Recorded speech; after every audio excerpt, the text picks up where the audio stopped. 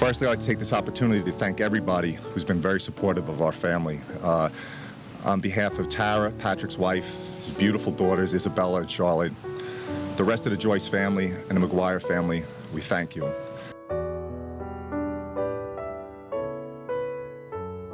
Whatever happens to Raphael Roldan will happen to him. Hopefully he'll go away for a long time. But the Joyce family will always be in the hearts of Yonkers. That is not accurate. He worked in a local Yonkers factory up until May. I can tell you that he does have one prior arrest from 2007, I believe, for criminal possession of marijuana in the Bronx.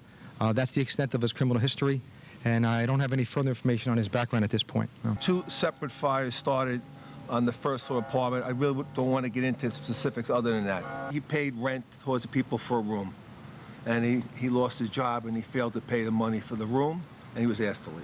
He lived there about 3 months, and I don't know exactly how many people were living in the apartment at the time. Well, he had been evicted 4 weeks prior, and he had never retrieved some of his personal property, so he came back in an attempt to recover his personal property at the night of the incident. He did implicate himself in this crime. I'll leave it at that. It was very difficult to find him. We really had visited numerous locations in the 5 boroughs of New York City and Westchester County, but ultimately he was located in the Bronx. He was living, we believe, with relatives and friends at various locations since he was evicted from the apartment. The prosecution will send a very clear message. And he is held, as you point out right now, on a murder charge, and we will be going forward and gathering the evidence, examining the evidence, and preparing, along with the Yonkers Police Department and the Fire Department, a presentation to the grand jury. Mr. Roldan had been an occupant of the first floor apartment, and about 4 weeks ago he was asked to leave, and that's basically, he just lived in the apartment with other individuals. That's really all we have. We believe that when the call was dispatched that there still were people in the building on the top floor, and they self-evacuated. They weren't actually rescued. They may have been assisted the last bit of the way by firefighters, and 2 females were treated for smoke inhalation at St. Joseph's Hospital that evening. We'd like to thank the Yonkers Detective Division, all members of the Yonkers Police Department, the Yonkers Police Department Crime Scene Unit, the Intelligence Center of that office, the U.S. Postal Inspectors, and the Bureau of the Fire Investigation, the Bureau of ATF, Alcohol, Tobacco, and Firearms, and also the Greenville Fire Department K-9 Unit. We really appreciate your professionalism.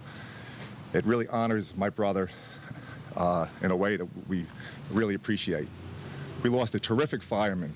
As Commissioner Pagano will say, a fireman's fireman, a wonderful human being. But he was also a real gentleman. He was a wonderful person who really shone a light in this world. And don't forget that. That's the most important thing, that we lost a wonderful, wonderful person today. And we love him and miss him dearly. Also, on behalf of our families, our thoughts go out to the other 2 firefighters, Lieutenant Murray and Firefighter Canick. Firefighter Canick, our thoughts are with you also. God bless. Thank you very much. Thank you to the brothers of the Yonkers Fire Department. It is a real brotherhood, and they've been very supportive of us. Thank you very much. We lost the life of one of our own brothers, Patrick Joyce. That will stay in our hearts and our minds forever. The warning that some of those out there that think that they can walk the streets, carry guns, and commit crimes like arson, ought to know that this isn't the city it should be done in, because of the fine police department that we have and the support that they have throughout the county and throughout the state. Because if you do try and commit a crime in this city, you will be brought to justice. So I thank the police department for the work they did. It is great to work hand in hand with them.